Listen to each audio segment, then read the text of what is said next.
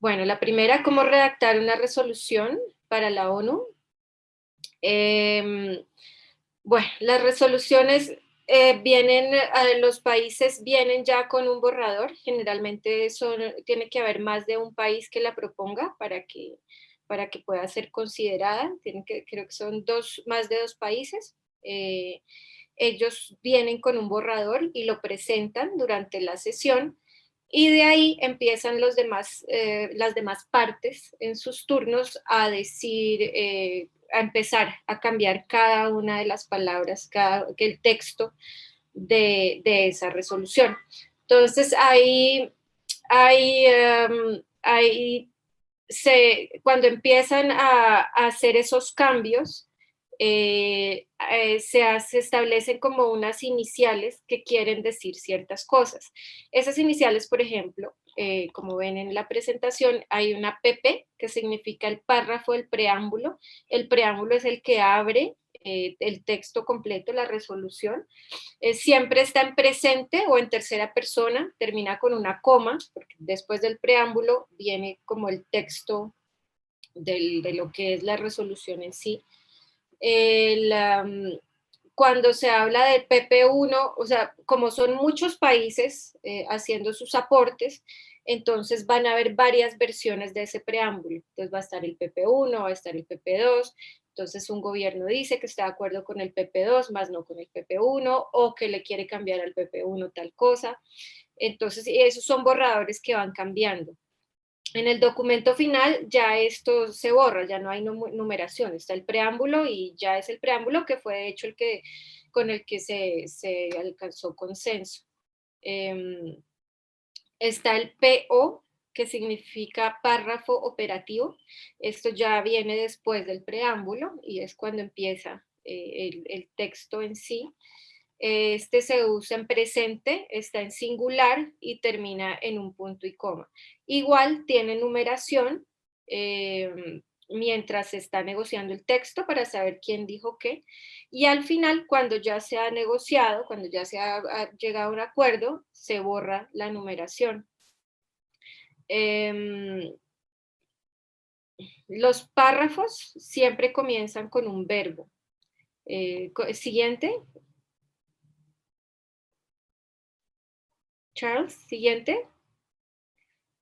Ahorita más adelante vamos a ver un ejemplo de una resolución para que puedan entender cómo va esto de los verbos. La traducción, generalmente hay traducción simultánea.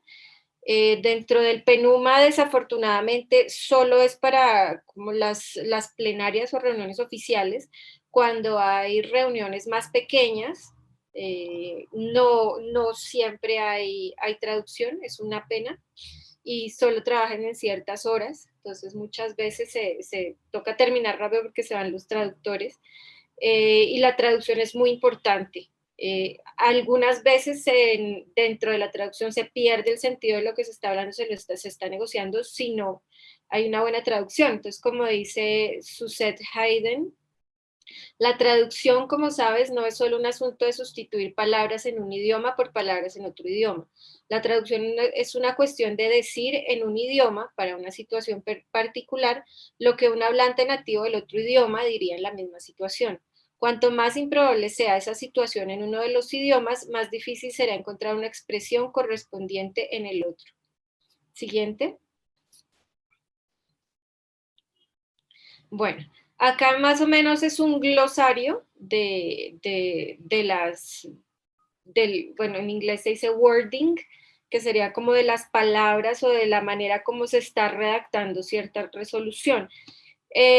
Se usan unas palabras introductorias para cada párrafo, que son, por ejemplo, los términos que se usan sería afirmando, se hace un llamado a, se exhorta a, concurrencia, considerando que, consulta, cooperación, decide, respaldo, alienta, estableciendo, expresando, preocupación, invita, nota, reafirmando, recordando, reconociendo, reiterando, solicita, reafirmando, destacando.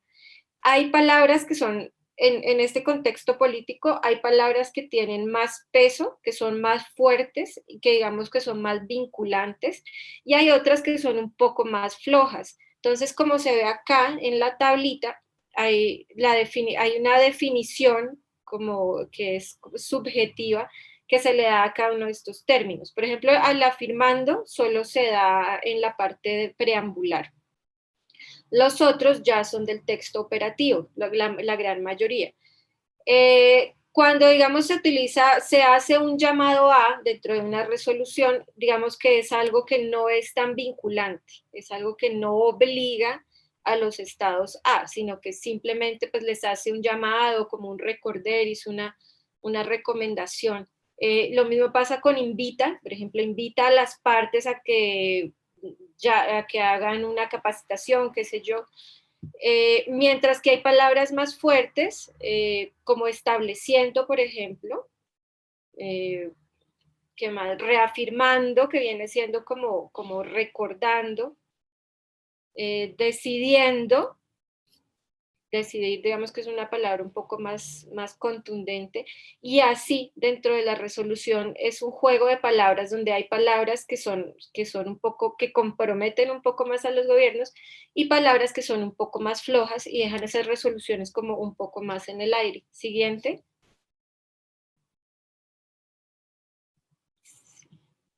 Bueno, acá hay un par de ejemplos de preámbulos y de un párrafo operativo. Entonces, por ejemplo, el párrafo preambular número 3, que resultó de alguna negociación, dice, reafirmando su resolución 71 del 25 de septiembre de 2015, titulada Transformar nuestro mundo, la Agenda 2030 para el Desarrollo Sostenible, en la que adoptó un conjunto amplio de gran alcance y centrado en las personas de objetivos y metas de desarrollo sostenible universales y transformadores, su compromiso de trabajar incansablemente por la plena implementación de la Agenda para 2030, su reconocimiento de la erradicación de la pobreza en todas sus formas y dimensiones, incluida la pobreza extrema, es el mayor desafío mundial y un requisito indispensable para el desarrollo sostenible, su compromiso de lograr el desarrollo sostenible en sus tres dimensiones, económica, social y ambiental, de manera equilibrada e integrada y para aprovechar los logros del objetivo de desarrollo del milenio y tratar de abordar sus asuntos pendientes. Entonces, preámbulo simplemente es un reconocimiento de lo que hay en una resolución, de lo que se quiere hacer, lo que se quiere trabajar y y de dónde viene, ¿no? Es algo muy general. Ahora un ejemplo de un párrafo operativo que está siendo negociado. Tomar nota del informe del secretario general de las Naciones Unidas sobre la ejecución de la Agenda 21, el programa para la implementación extensa de la Agenda 21, los resultados de la Cumbre Mundial sobre el Desarrollo Sostenible y de la Conferencia de Naciones Unidas sobre el Desarrollo Sostenible. Entonces, este párrafo operativo lo que nos quiere decir ahí cuando dice tomar nota del informe quiere decir que para esa resolución hay que tener en cuenta este otro documento político que ya existe. Entonces, de alguna forma los está conectando. Siguiente. Bueno, hasta acá son preguntas y respuestas sobre este pequeño pedacito que acabamos de ver, que tiene mucho que ver con las resoluciones. Perdón, Isis, ¿puedo agregar un pequeño detalle? Claro, sí. En esto.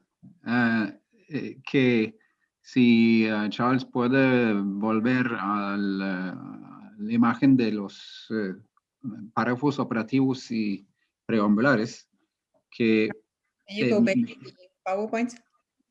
En el PowerPoint, Charles. Que mi punto es que muchas veces se ve, sobre todo el preambular, que es muy, por alguien se puede ver como muy repetitivo, que hay que se reafirme soluciones que se han tomado años atrás. Y para muchos se puede ver como, ¿para qué hacemos eso? ¿Para qué repetimos eso? Eso ya se decidió. Pero lo hemos visto en el mundo hoy, en el mundo de ciertos políticos, que no vamos por adelante, vamos por atrás. en la protección de la naturaleza y la lucha contra los cambios climáticos. Y hay que afirmar y repetir y asegurar que lo que se ya ha decidido, que se mantiene, porque se cambian gobiernos y los nuevos gobiernos pueden decir que eso no conocemos, no lo tomamos en cuenta. Entonces es muy importante de vez en cuando de repetir lo que se ha acordado para reforzarlo y Sí. mantener que eso sí, así es y no hay de ir para atrás. Sí, no, es como hemos hablado ayer también, es de principio de no regresar es muy importante. Entonces, porque siempre en cada negociación siempre hay gente nueva, negociadores nuevos, entonces no siempre conoce la historia de todo lo que ya hemos confirmado, bueno, digamos, todos los estados. Entonces, por eso es siempre muy importante que empieza a decir cuál ya está confirmado por todos los miembros estados y después seguir con eso, porque si no vamos a inventar la huella cada vez y cada vez, entonces que no es muy eficaz. Jan Gustav? Sí, disculpe, yo no hablo español, entonces se necesita que yo hable en inglés. It's I am okay. so sorry. One thing, if I understand the presentation so far about language and it's being repetitive, the introductory paragraphs often refer to a lot of earlier decisions made, and this is also something that we in civil society often ignore, because if you want to move your own language forward or your own ideas or your own themes, go to these areas or go to what is known as agreed language.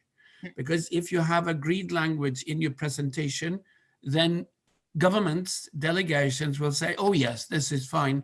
We have agreed to this before. We can go forward with this. And the introductory... So we can produce, yeah. Okay, I've got one more point. Yes, go ahead. Yes, okay. Entonces, Jan Gustav también dice que es muy importante este lenguaje confirmado, como decimos, también para nosotros, para la sociedad civil, que no solamente para los estados, los países, porque cuando tienes algún mensaje en tu área de trabajo, entonces es muy importante también ver toda la historia de Naciones Unidas y todos los procesos para ver que ya puedes sacar digamos, paráforos o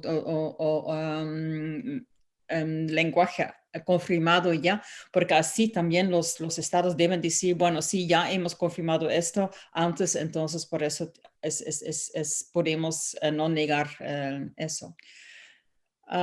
¿Y otro punto tienes? Yeah, one more point. In the preambular text that was referred to, the introductory text, they often refer to other decisions made. And this is done for 2 or 3 purposes. It's to bring history along, but it's also, and this is often very interesting and very important, to base the new resolution or the new proposal on decisions made earlier. And sometimes these decisions are important to remember because they actually will tell you we're not moving backwards, but we're moving forwards. Yeah. And so we often ignore reading that, but we should actually do it, the references. Thank you. Dices, quieres, era tu parte también. Dice que él dice que en el preámbulo se retienen acuerdos o otras decisiones anteriores para traer la historia, para vincular la historia, pero también porque se busca una nueva, se busca que es la nueva resolución esté basada en la que ya existe y no se vaya otra vez hacia atrás, lo que decía Leida al principio de no regresión. Sí, gracias. Hay algunas preguntas en el Q&A, a ver si ustedes también lo vean, Isis y Arvid, para que podamos responder.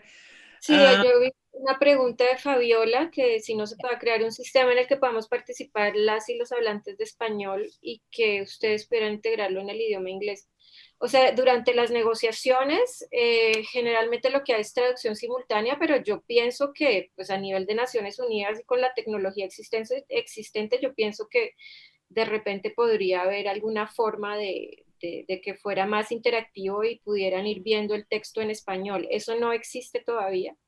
Y bueno, y mucho menos a nivel de PENUMA, que es una de las agencias que tiene menos fondos comparado a lo que tiene, por ejemplo, las oficinas en Nueva York, y esto en Nueva York todavía no lo tienen, pero yo pienso que como hispanohablantes podríamos hacer presión para que esto sucediera. Respecto cuando cuando se puede influir o aportar la sociedad civil en que salga una resolución, se puede influir siempre y cuando uno tenga muy buenos contactos con los gobiernos. Yo tengo un ejemplo específico que es con la delegación de Costa Rica. El grupo de mujeres trabajó muy de cerca con la delegación de Costa Rica para impulsar una resolución sobre género en la UNEA dentro del contexto del cumplimiento de los ODS. Y bueno, y la resolución surge como con una colaboración también del grupo mayor con la delegación, y esa delegación, como les decía anteriormente, pues tiene que tener el respaldo de un par de gobiernos más para que la consideren. Cuando es una resolución vinculante, de pronto Leida pueda contestar esa.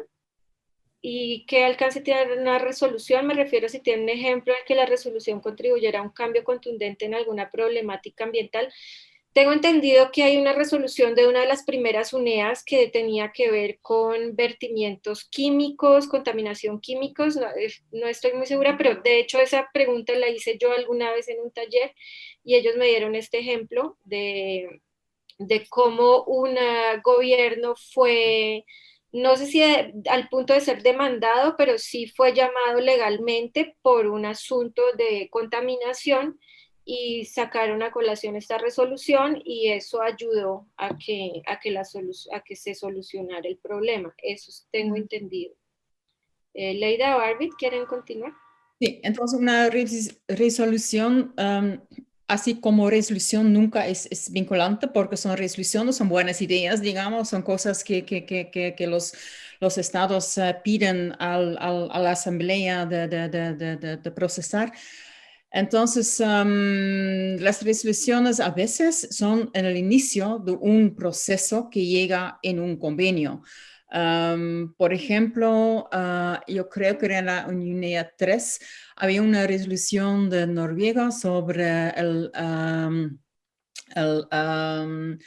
basura de plástico en el océano. Entonces, basado en esa resolución, forma un grupo de expertos que son miembros estados también con expertos, pueden ser científicos y también la sociedad civil, para empezar todo un proceso. Digamos, ya hemos tenido no sé qué, cuántas reuniones para establecer un convenio de microplásticos y basura al mar, marine litter. Basura al mar, no sé cómo se puede decir. Entonces, todavía no hay un convenio, pero sí es un inicio para empezar el proceso para llegar a un convenio, ojalá.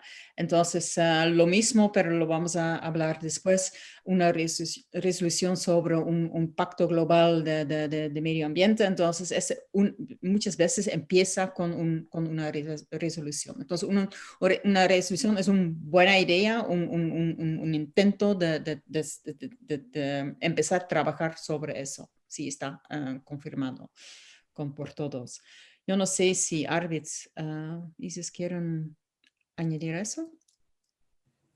Bueno, yo creo que hay un montón de ejemplos de resoluciones que han sido los primeros por los cuales hemos luchado duro para que se tome esa resolución, para poner algún punto sobre la agenda, algún punto que que ciertos países no quieren o que la Secretaría no quiere, pero bueno, no lo puedo mencionar en el momento, pero el ejemplo tuyo sobre eso de plástico fue muy importante. Empezó con así.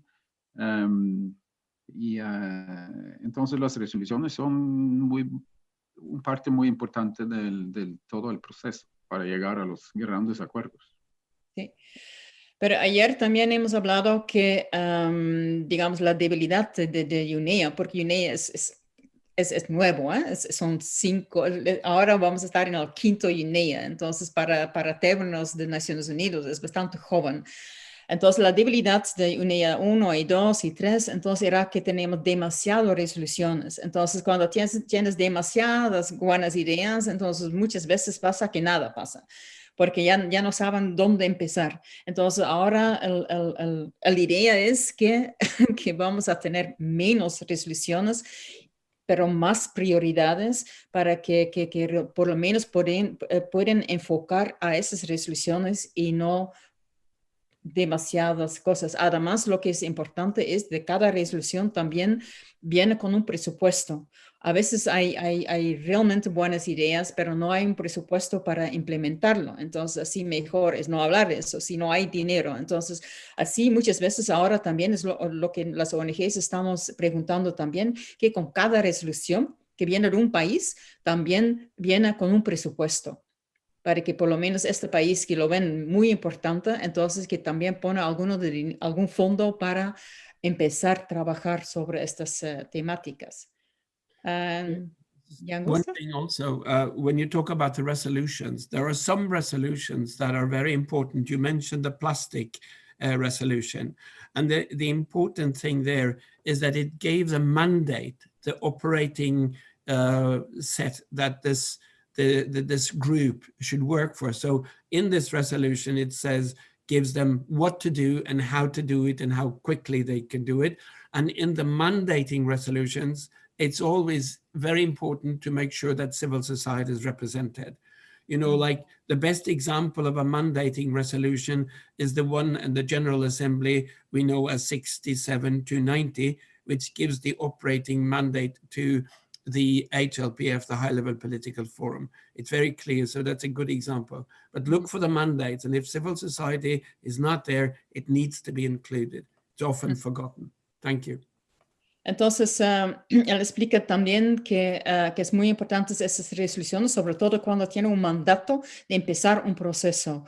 Y cuando hay un mandato para empezar un proceso que llega a un convenio o algo, no sé qué, un programa o algo así, depende, por supuesto, de la resolución, también es muy importante que la sociedad civil también está involucrado en ese proceso. En el ejemplo que hemos dado sobre el plástico, microplástico, entonces la sociedad civil está bastante bien involucrado y muchas veces también los Estados miembros también dicen que las buenas propuestas también vienen de la sociedad civil, porque al final es la sociedad civil que está más cerca de la realidad. Los expertos también conocen muy bien todo el territorio y todo lo que viene que ver con desde la producción del plástico hasta que llega como basura en el océano. Entonces, los Estados miembros no conocen. Entonces, por eso siempre están muy felices con nuestra participación también. Tal vez mientras Isis has leído todas las preguntas, ¿hay una pregunta más que quieres responder ahora? Si no, Pues también... hartas preguntas, pero así a grandes rasgos, que si consideran cuál es el mayor reto para la inclusión efectiva de países latinoamericanos en las políticas públicas sobre ambiente. No entiendo muy bien la pregunta, o sea, esto es si es a nivel de internacional, o sea, de si hay protagonismo de algún modo de las delegaciones latinoamericanas. Las delegaciones latinoamericanas son súper activas, hay países más activos que otros, pero bueno, Colombia siempre ha sido muy activo, Bolivia siempre ha sido muy activo, de hecho Bolivia siempre ha sido un buen aliado de sociedad civil, Venezuela en algunos momentos lo ha sido, Pero si se refiere más como al involucramiento de sociedad civil, el problema principal que hay es que la mayoría de ONGs pues son muy pequeñas y no tienen los fondos suficientes para trasladarse hasta Nairobi. Y además no hay traducción, entonces digamos que estas son las principales barreras para la participación de más sociedad civil de la región. No sé. Sí.